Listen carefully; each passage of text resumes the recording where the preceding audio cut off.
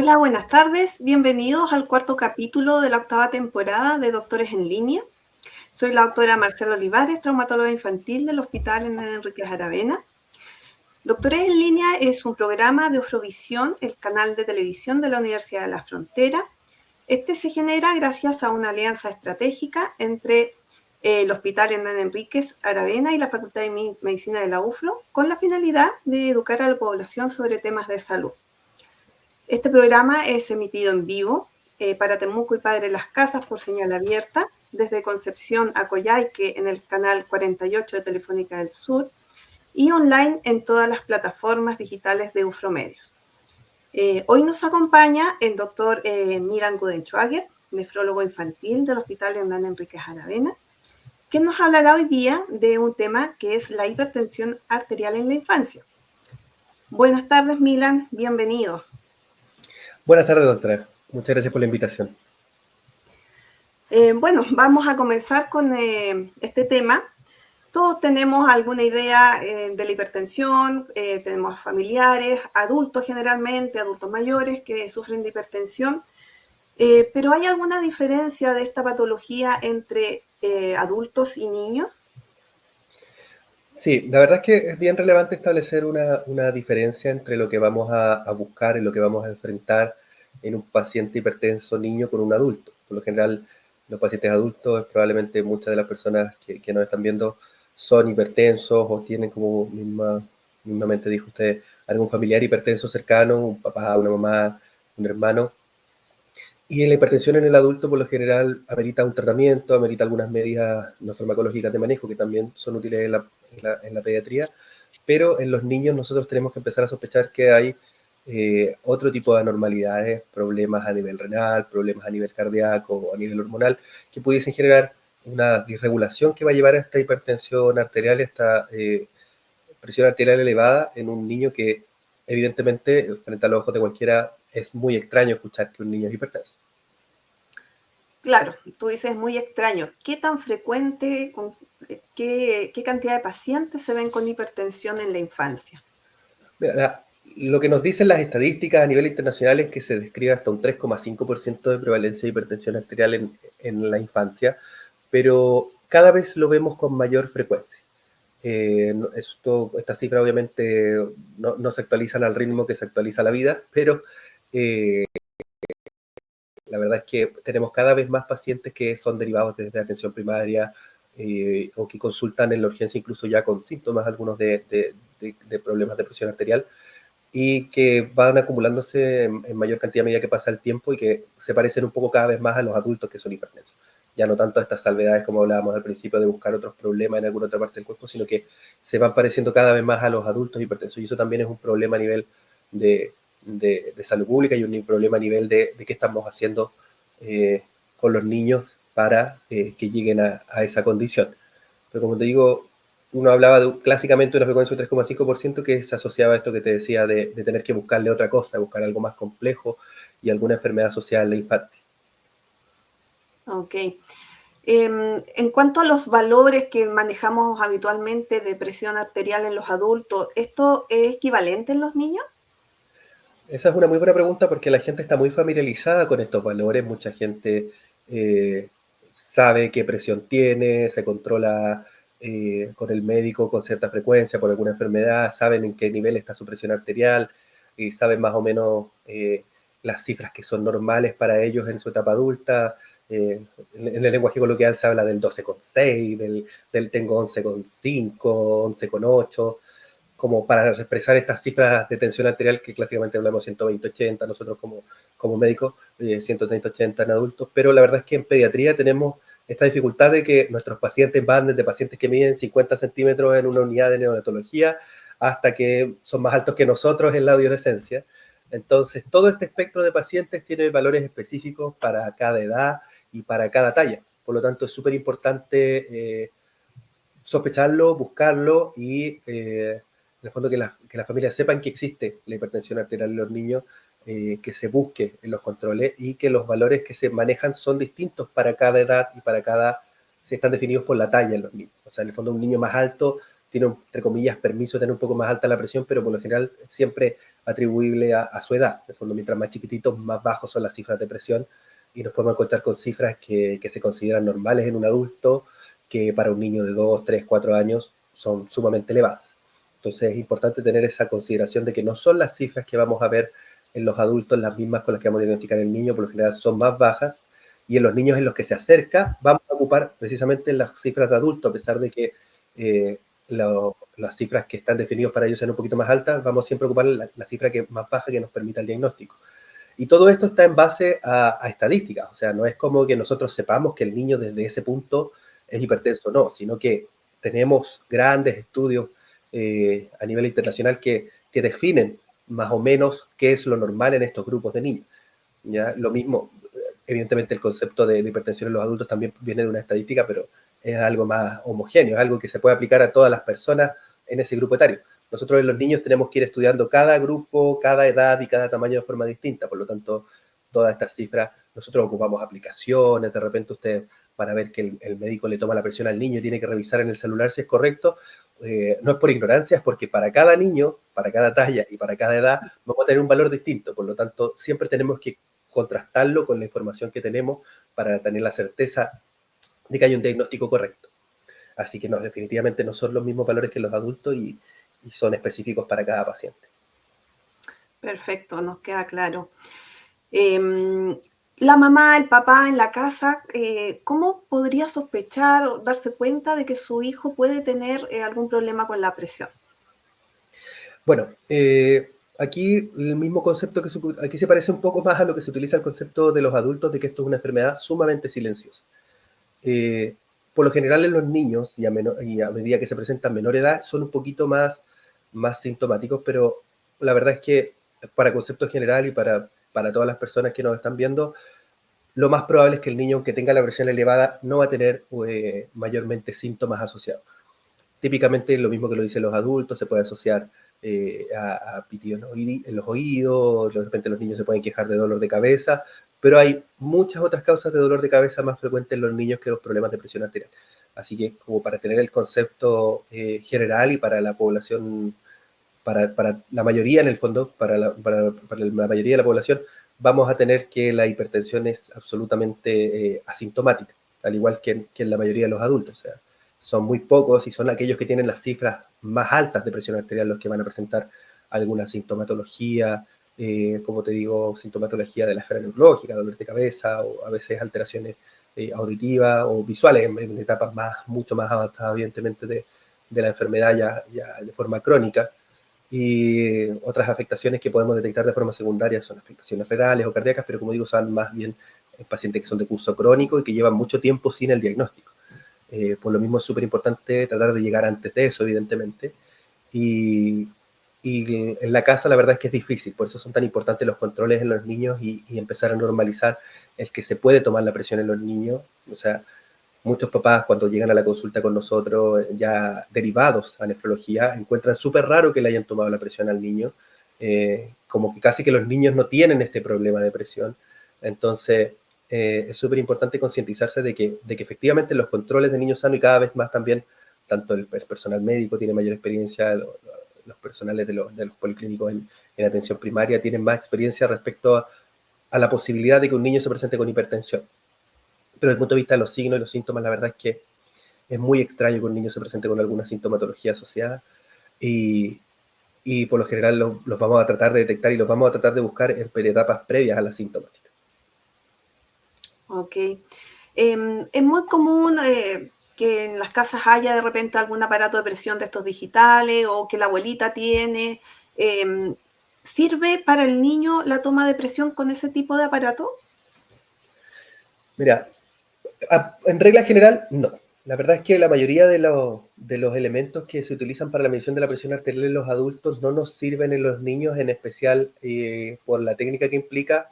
Hay algunas correcciones que se deben hacer a la hora de tomar, que también se deben hacer en los adultos, pero por lo general se hacen más de forma espontánea, como es que el niño tiene que estar descansado antes de tomarlo en una posición adecuada, sentado, idealmente con los pies apoyados en el suelo. Muchas veces tenemos que poner algún elevador para poder tomar la presión de forma adecuada en el niño si no tenemos un asiento de la altura adecuada. El manguito que se utiliza, al que se envuelve en el bracito, o de repente los que son, digitales que van en la muñeca, que la verdad es que no hay ninguna evidencia ni un estudio que avale su uso en niños. O sea, ya si es de muñeca, de por sí ya no sirve. Y si es de bracito, por lo general, las medidas que son para adultos no nos van a servir para la gran mayoría de los niños. Evidentemente, en un adolescente que mide lo mismo que sus papás ya, o que incluso ya los pasó en altura, los que son para adultos son los mismos que vamos a ocupar nosotros en la atención de policlínico o en atención primaria. Pero en regla general, para los niños que son más pequeños necesitamos distintas medidas. Nosotros en el policlínico tenemos manguitos desde para neonatos, que son muy chiquititos, hasta para adolescentes, que son más parecidos a los adultos, pero tenemos varias medidas entre medio. La verdad es que hay algunos seguimientos, lineamientos técnicos que tenemos que seguir para que esto se considere adecuados para la toma de presión en cada edad. Si nos quedan dudas, incluso tenemos que medirle el bracito para confirmar de que esté dentro de las medidas que están indicadas para cada uno de los manguitos. Así que, como le digo, de regla general, no debiesen utilizarse los mismos para los niños, salvo, como digo, que sean niños que sean ya más parecidos en cuanto a talla y en cuanto a peso y tamaño que a adultos. Pero en etapas previas a la adolescencia, la verdad es que no se recomienda utilizar manguitos de los que tienen habitualmente la gente en la casa. Muchas veces los pacientes que nosotros tenemos en control por hipertensión, a los que nosotros les pedimos la ayuda a los papás para que puedan controlarlos en la casa de forma más frecuente, tienen que adquirir estos manguitos especiales que tienen la medida adecuada para sus hijos, y por ahí también nosotros como equipo de salud nos vamos asesorando en que que se compre el manguito adecuado para la edad y que hasta qué edad le va a servir. Si un niño empieza muy chiquitito con hipertensión arterial, probablemente los papás van a tener que pasar por varios manguitos, lo que implica también una inversión distinta respecto al dispositivo de salud. En el fondo hay que pensar que esto también son inversiones en salud para los pacientes, que tienen que hacer ellos de su bolsillo, comprarse el aparatito de presión y comprar los manguitos adecuados para la edad de los niños. Por lo tanto, los que tenemos en domicilio por lo general no nos van a servir en edades tempranas. Ok. Bueno, pensando ya en alguien, un pequeño que tenga una hipertensión, ¿qué tan grave puede llegar a ser esta enfermedad en los niños? Bueno, no, en el concepto pediátrico nosotros siempre tenemos la idea de que los enfermos que son crónicos son adultos. Siempre el diabético es adulto, el hipertenso es adulto, lo que tenemos como concepto general en la población. Pero los niños, mientras más chiquititos empiezan con enfermedades que son de perfil más bien crónico y que los van a acompañar toda la vida, tienen más tiempo para estar enfermos, ¿ya? O sea, la idea aquí es que la progresión de estas enfermedades, mientras más precozmente se presente, va a ser peor, y su forma de presentación por lo general también es más grave. Esto se da para la mayoría de las patologías crónicas, pero es muy importante la hipertensión arterial, porque el punto de la hipertensión arterial no es solamente que tenga la presión alta, sino que qué me va a provocar eso en mi cuerpo. O sea, los daños van desde el daño de la retina a nivel ocular, que puede generar problemas de visión a largo plazo, el daño a nivel de los riñoncitos, que como tienen una vasculatura bien importante, el aumento del flujo les va a generar un daño, y también el daño a nivel cardíaco, como el corazón va a responder a este aumento de la fuerza con la que la sangre le llega de forma constante, que nosotros lo que vemos principalmente es un aumento del tamaño del corazón, que se conoce como hipertrofia. Pero todo esto se va generando de forma, como dijimos inicialmente cuando hablábamos de los síntomas, de forma muy silenciosa. Por lo tanto, es clave la búsqueda, porque el riesgo y lo que lo da la gravedad es el tiempo que tienen estos niños para estar enfermos. O sea, hay mucho tiempo para acumular este daño. Cuando a uno le hacen el diagnóstico de hipertensión de adulto, le dicen que en 10 o en 15 años va a empezar a haber consecuencias de esto no controlado, 5, 10, 15 años. Bueno, resulta que los niños tienen muchos periodos de 10, 15 o 5 años por delante en su vida como para generar ese daño. De hecho, nosotros tenemos que hacer el estudio de daño de órganos al momento del diagnóstico, porque no sabemos desde cuándo son hipertensos, porque se puede presentar desde etapas muy tempranas. Por lo tanto, tenemos que ver en qué condiciones están los órganos para irlos controlando de forma bien estricta. Así que la gravedad tiene que ver más bien con el tiempo que pueden presentar. Y además, como dijimos, tiene que ver con esto de que necesitamos hacer de forma precoz los estudios de posibles causas secundarias de la hipertensión arterial, o sea, que haya otra enfermedad comprometida que esté causando la hipertensión, y que ese estudio sí es más requerido en los niños, a diferencia de los adultos, donde se omite por lo general en etapas iniciales cuando hay respuesta al tratamiento. Ok. Bueno, hoy en día en todas partes se habla mucho de esta epidemia de obesidad infantil. Ha así como en el adulto, la obesidad en el niño tiene alguna relación con la hipertensión arterial?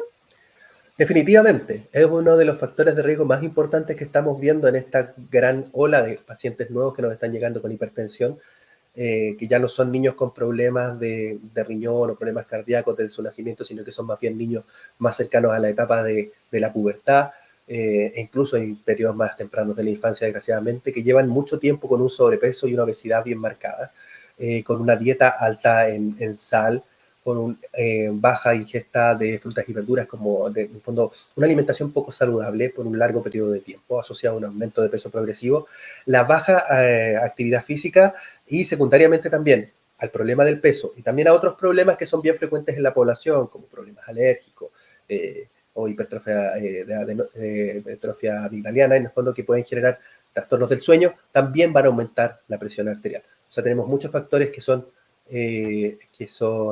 lo que nosotros llamamos factores modificables, y entre ellos uno de los más fuertes y los que más pesa, valga, valga la referencia respecto al peso, es la obesidad infantil. ¿Ya? O sea, son los niños que están apareciendo ahora, son los niños que estamos diagnosticando ahora con hipertensión y son los que están dándonos más problemas a la hora de generar un manejo adecuado, porque el cambio de conducta y el cambio de hábitos que van a llevar a la mejoría de estos niños toman mucho tiempo, toman mucho, y nosotros los estamos acompañando en etapas de desarrollo que son muy complejas, en especial cuando se hace el diagnóstico de etapas prepuberales o de la adolescencia, puberales o de la adolescencia, es muy complejo hacer los cambios de hábito adecuados para lograr un peso saludable. Por lo tanto, sí, o sea, la obesidad es uno de los principales factores y nuestro principal enemigo ahora frente a la presentación de hipertensión arterial en los niños, en este perfil nuevo de paciente que está apareciendo. Cuando un hijo está con una sospecha o diagnosticado con una hipertensión arterial, ¿quién es el profesional, el especialista que debiera evaluarlo, hacerle seguimiento, controlarlo? Nuevamente, como en los niños tenemos esta diferencia donde se debe estudiar otras causas, por lo general la primera misión de estudio cae en nosotros los nefrólogos, porque de forma clásica lo que principalmente se encontraba dañado en estos niños y se encuentra dañado en estos niños cuando encontramos causas secundarias son problemas tanto de parénquima renal, malformaciones renales, como de vasculatura renal. También están los problemas cardiológicos y todo, pero por lo general nosotros como nefrólogos infantiles hemos tomado la misión de estudiar a estos niños para encontrar distintas causas y encauzar posteriormente su control hacia otras especialidades específicas. Para los pacientes que son perfil más bien de hipertensión primaria, más parecida a la del adulto, como decíamos, estos pacientes que tienen problemas de obesidad y de factores de riesgo modificables asociados a conductas en el fondo poco saludables, la atención va a partir de la atención primaria. O sea, eso también es súper importante recalcarlo. Aquí hay rol de los médicos generales, de nutricionistas, de enfermeros, que van a acompañar al paciente en este proceso de cambio de hábitos y de mejora de su calidad de vida. Nosotros probablemente vamos a caer en el grupo de pacientes que necesitan algún estudio adicional o que necesitan tratamiento farmacológico. En los niños es mucho más raro indicar un tratamiento farmacológico, por lo tanto esa responsabilidad tiende a caer más bien en profesionales más especializados que en los adultos. Es poco probable que a un niño se le indique un antihipertensivo en un consultorio. Por lo general van a llegar a un hospital antes de que se le indique un medicamento para la presión. Y muchas veces, probablemente si hay algún paciente o alguna mamá o un papá que haya tenido una atención con nosotros, que nos esté escuchando, que vaya a escuchar esta entrevista, la verdad es que ellos mismos nos escuchan a nosotros decir, es el último recurso partirle un medicamento al niño. Así, cuando presentan otras patologías asociadas, por lo general tienden más a tener que iniciar medicamentos. Y eso va a recaer de forma de responsabilidad de atención en nosotros como especialistas, a diferencia de los adultos, donde se ve más en medicina general. Pero eso no quita que el acompañamiento de la atención primaria y el acompañamiento de estos profesionales que trabajan en consultorio, en hospitales de menor complejidad, tienen que hacer con el paciente también. O sea, evidentemente aquí hay una cadena de trabajo que va desde el médico de atención primaria, pasando por los pediatras y llegando ya a nosotros los subespecialistas, en este caso en nefrología infantil, que es donde vamos a llevar el control y el estudio básicamente y la necesidad de tratamiento o no de tratamiento farmacológico. Bien. ¿Qué exámenes se hacen habitualmente para evaluar o saber si un niño tiene hipertensión? Bueno, nosotros, el primer examen entre comillas, es el examen físico, es ver al paciente, examinarlo y tomarle la presión en un box. El diagnóstico definitivo de hipertensión arterial se hace con varias tomas de presión. Por lo general, la mayoría de las personas han tenido la experiencia de que si sale una presión arterial elevada, los vuelven a citar en su centro de salud o los vuelven a citar en un control médico para volver a registrar esa presión. Con los niños hacemos algo muy similar.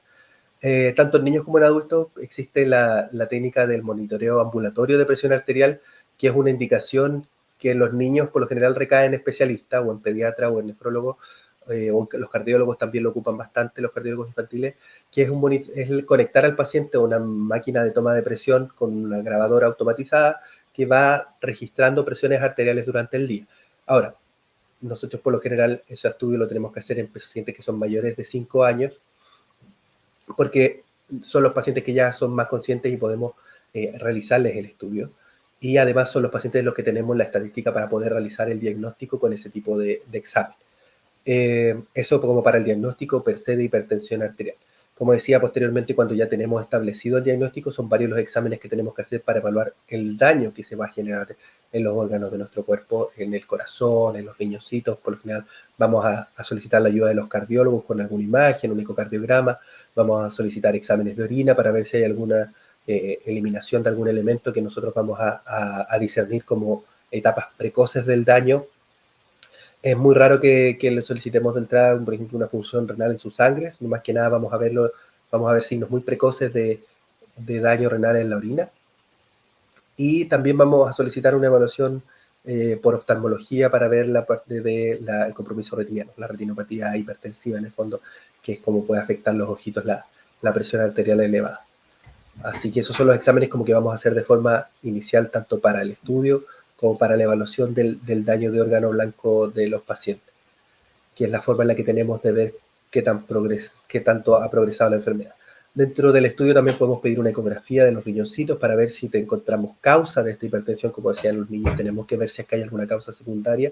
Nosotros vamos a ir a mirar esos riñoncitos con la ayuda de los radiólogos infantiles, que van a ir a mirar ese riñoncito, nos van a decir cómo se ve su estructura y cómo se ve su vasculatura, para ver si es que hay alguna alteración que explique esta alza de presión en los niños.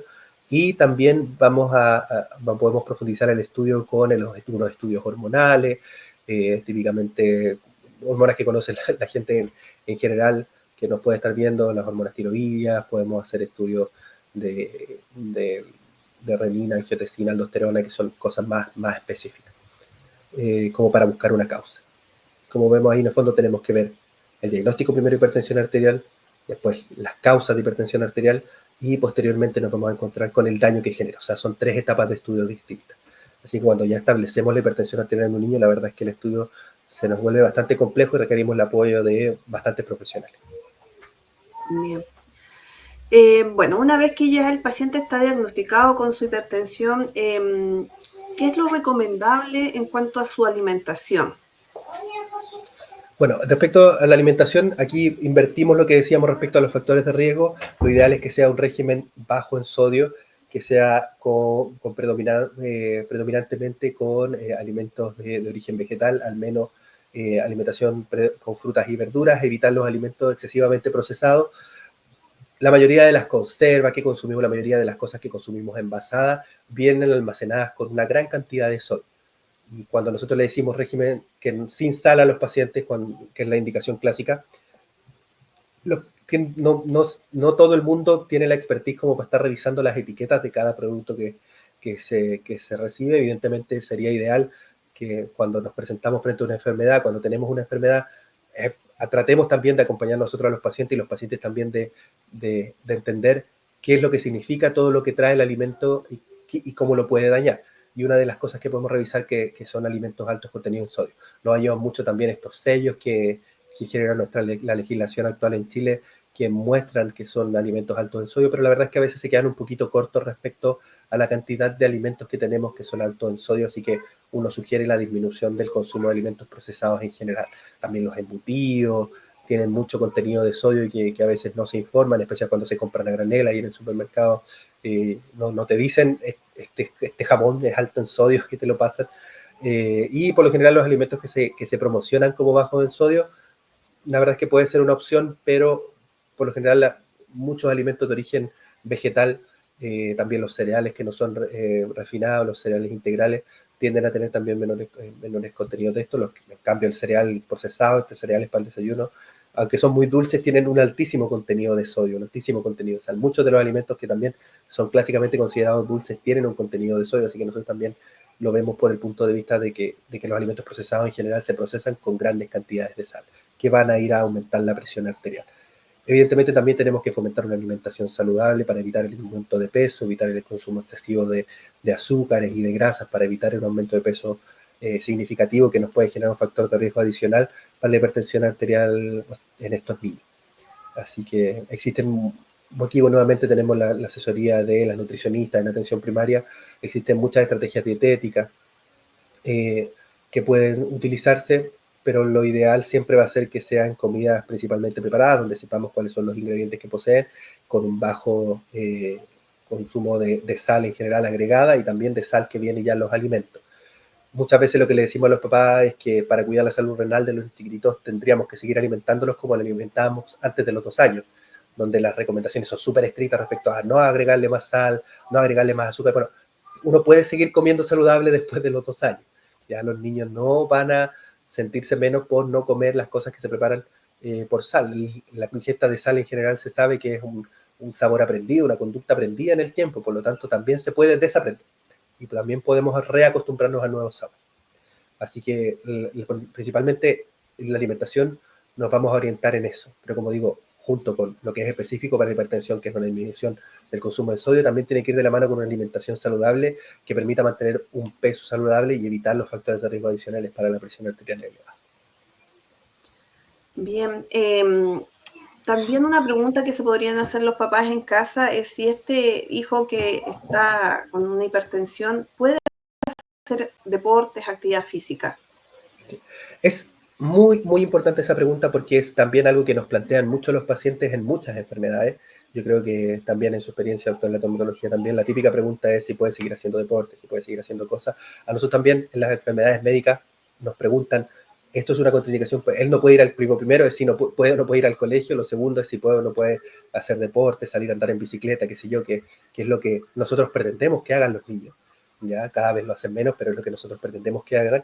Y la verdad es que la indicación es totalmente opuesta a lo que plantea la pregunta. La recomendación es que mantengan la actividad deportiva y que si no la hacen, la tomen, ¿ya? Si es un paciente que es sedentario, que lo vemos como cada vez con más frecuencia en nuestros niños, la verdad es que la recomendación va a ser que inicien actividad deportiva, que inicien actividad física, ¿ya? Lo ideal es que sea de forma regular. Nosotros hablamos de una actividad física diaria en los niños, no como las recomendaciones de adultos que son un poquito más permisivas respecto a que sean algunas veces a la semana, pero la verdad es que los niños la recomendación es que la actividad física sea diaria, al menos 30 minutos de actividad física de intensidad moderada a intensa en el fondo, y en estos pacientes con mayor razón, incluso nosotros hablamos de recomendaciones de hasta 1 hora de actividad física moderada e intensa. Lo que siempre sugerimos también es que esta actividad sean cosas que le gusten a los niños. No es la idea meter a los niños al gimnasio, siempre también es otra pregunta que nos hacen los papás de repente. Entonces, si tiene que hacer deporte, lo meto al gimnasio. Es una opción, evidentemente, si a él le gusta, pero lo ideal es que sean actividades deportivas, actividades que fomenten también la interacción con sus pares, que fomenten el crecimiento en otras áreas. Por ejemplo, muchas veces se habla que las actividades deportivas son muy buenas para que los niños aprendan a seguir reglas, para que los niños aprendan a tener disciplina. Nosotros sugerimos que las actividades sean deportivas, idealmente reguladas, que si quiere hacer fútbol, que idealmente sea supervisado con un profesor, por lo menos en las etapas iniciales, que si quiere jugar al básquetbol, si quiere jugar al voleibol, qué sé yo, apoyarse de la parte escolar, apoyarse de la parte social de las comunas, que de repente muchas tienen la posibilidad de hacer deporte en la municipalidad, en el gimnasio, qué sé yo, tratar de que sea una actividad regulada. Si no existe la posibilidad, fomentar el deporte también en casa.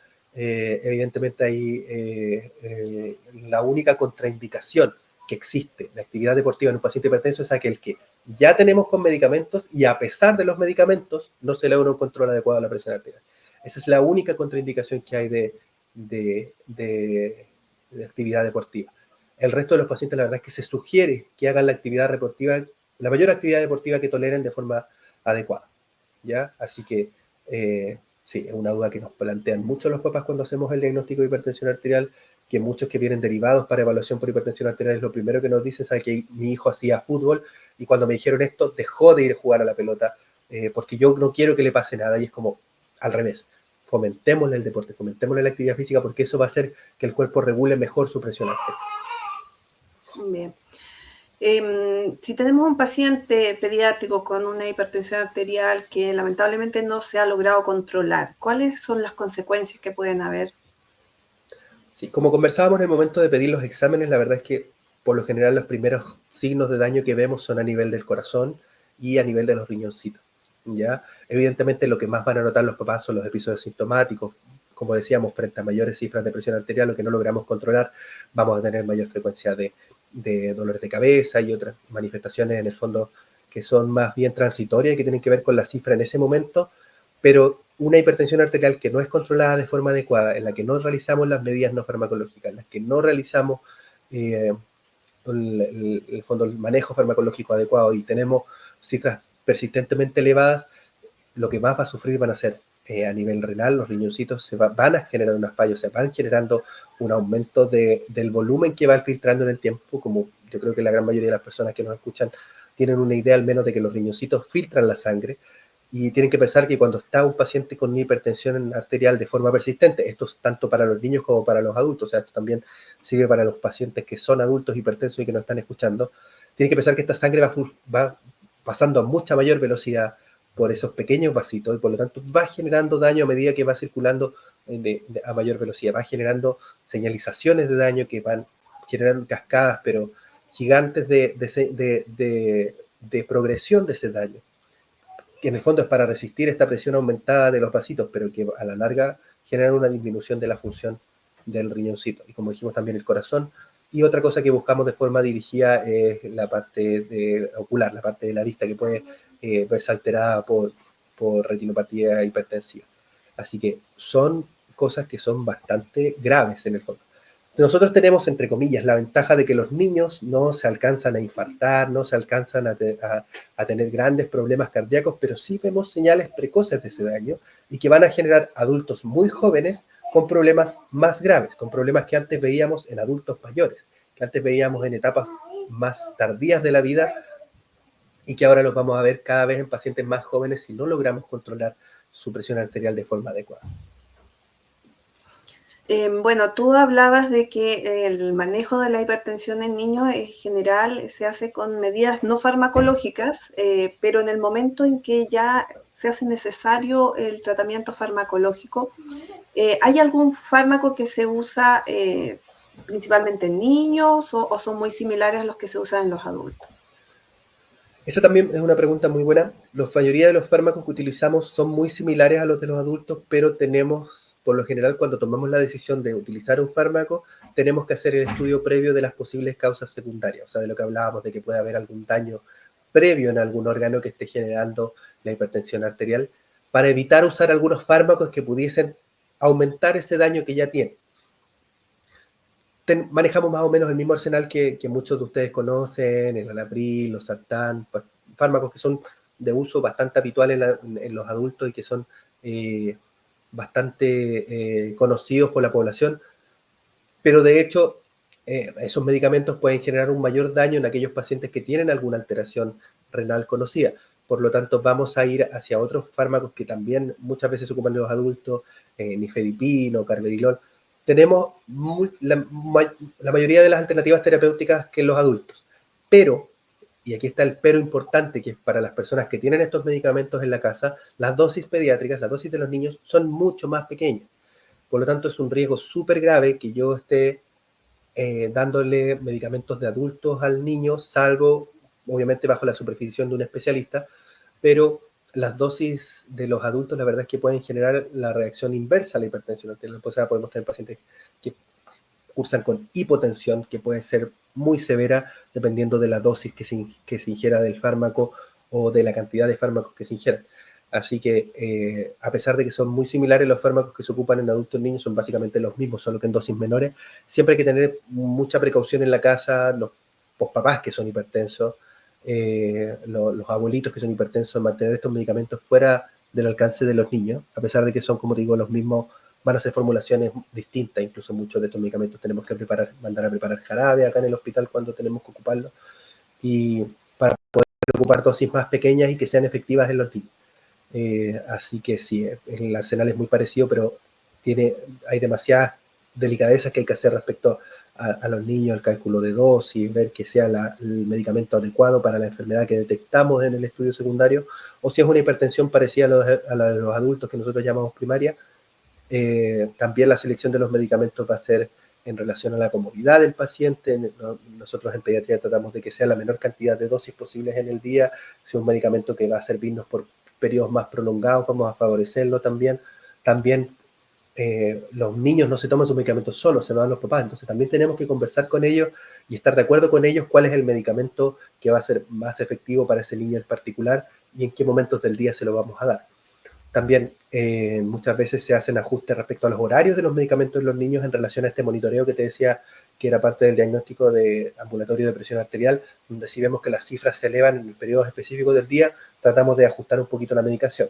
Y en los pacientes que ya tenemos que ocupar más de un medicamento, que son pacientes que están más graves, ahí nosotros vamos haciendo un poquito de relojería con los papás para ir viendo que incluso tratar de esto que hacen muchos los adultos en la mañana de me tomo mis 3, 4 pastillas en la mañana y sigo en el día, con los niños tratamos de que para evitar que se baje mucho la presión, tratar de intercalar un poquito los medicamentos, distanciarlos un poco, si hay dos que son dosis una vez al día, quizás dar uno en la mañana, uno en la tarde, y en fondo evitar todo esto de tener una gran concentración de medicamentos en un momento, precisamente por lo mismo, por el riesgo que también tiene el manipular medicamentos de los niños. Así que a pesar de que son medicamentos muy parecidos a los adultos, si alguien en la casa está tomando medicamentos para la presión, tiene que mantenerlo absolutamente fuera del alcance de los niños. Bueno, Milan, ya hemos hablado harto de este tema, pero como para ir cerrando, ¿hay algunas medidas que se puedan realizar para prevenir que nuestros hijos vayan a ser hipertensos? Efectivamente, podemos hacer algunas cosas. Primero que todo, tenemos factores de riesgo que son no modificables. Hay pacientes que genéticamente tienen una mayor carga de hipertensión arterial. Lo que uno primero hace cuando va a la consulta con el médico por una hipertensión arterial, lo primero que hace el médico es preguntar, ¿y en la familia hay alguien más que sea hipertenso? Y salen antecedentes para arriba, antecedentes para los lados, que decimos nosotros, los tíos, los primos, mucha gente más hipertensa en la familia. Esos son los factores genéticos. También hay factores propios del niño, pero que no son modificables. Por ejemplo, un grupo de riesgo muy importante que tenemos nosotros para la hipertensión arterial y que nos facilita ahí un poco el trabajo los neonatólogos son los pacientes, los prematuros, en especial los que son prematuros extremos, tienen mayor riesgo de tener hipertensión arterial. Por lo tanto, también son monitorizados de manera más estricta y cuando se detecta una presión arterial elevada son derivados precozmente. ¿Ya? Esos son como los factores que no podemos modificar. Pero los que sí podemos modificar están, como hablábamos, el peso. Los pacientes que están en menor riesgo son aquellos que están más cercanos al peso normal. ¿Ya? Como sabemos en pediatría también, al igual que la presión arterial es distinta para cada etapa de la vida, también los diagnósticos de malnutrición por exceso son distintos a través de las etapas de la vida. Nuevamente tampoco el objetivo es generar un pesocentrismo respecto a la población pediátrica, o sea, no presionemos a los niños para alcanzar un peso, pero sí, si nosotros realizamos una alimentación saludable, debiésemos tener como consecuencia un desarrollo saludable. Lo otro también es que no sugerimos hacer dietas para que bajen de peso los niños, sino que por lo general tratamos de ir ajustando la alimentación para su desarrollo, que sea lo más saludable posible, baja ingesta de sodio, alta ingesta de frutas y verduras, y eso mantenerlo en el tiempo. Por lo tanto, la alimentación va a ser muy importante, evitar el consumo excesivo de sodio, en especial en aquellos pacientes que tienen estos otros factores de riesgo que no podemos modificar. La actividad física, nuevamente, tiene un rol súper importante en la salud cardiovascular en general y en la presión arterial con un alto protagonismo. Si mantenemos una actividad física regular y intensa y con, en el fondo, un ejercicio bien realizado, podemos permanecer con cifras tensionales elevadas, o sea, cifras tensionales normales por mayor tiempo en la vida. Y la higiene del sueño. Nuestros niños ahora es cada vez más difícil, estímulos por aquí, estímulos por allá, luces, pantallas, televisión, teléfono, computador, muy difícil la higiene del sueño en general. Hay que tratar de que los niños descansen bien. Te ha mostrado que una peor calidad del sueño se asocia con mayor hipertensión arterial. y no solo en la edad adulta, sino que también en la infancia. Por lo tanto, la higiene del sueño también es sumamente importante desde muy pequeño, generar una rutina de sueño que sea saludable, que logren dormir las horas adecuadas según su edad. Ahí los pediatras nos ayudan mucho, son muy vigilantes. Yo creo que la gente que va a sus controles pediátricos con regularidad o que va al médico de forma regular sabe que es una de las cosas que también se preguntan en una consulta pediátrica: la alimentación, los hábitos y la higiene del sueño cada vez toman más protagonismo también en la prevención de muchas enfermedades y entre ellas también la hipertensión arterial. Eh, Eso respecto a la pregunta que me hacías. Bien. Bueno, Milan, ya estamos terminando con esta entrevista, ha sido muy agradable. Te damos muchas gracias por haber participado y poder ayudarnos a entender mejor esta patología en los niños, que si bien no es tan frecuente, es súper importante. Ya nos queda más claro cómo enfrentarla, cómo prevenirla. Muchas gracias por haber estado con nosotros. Muchas gracias por invitarme, que estén muy bien. Chao, chao.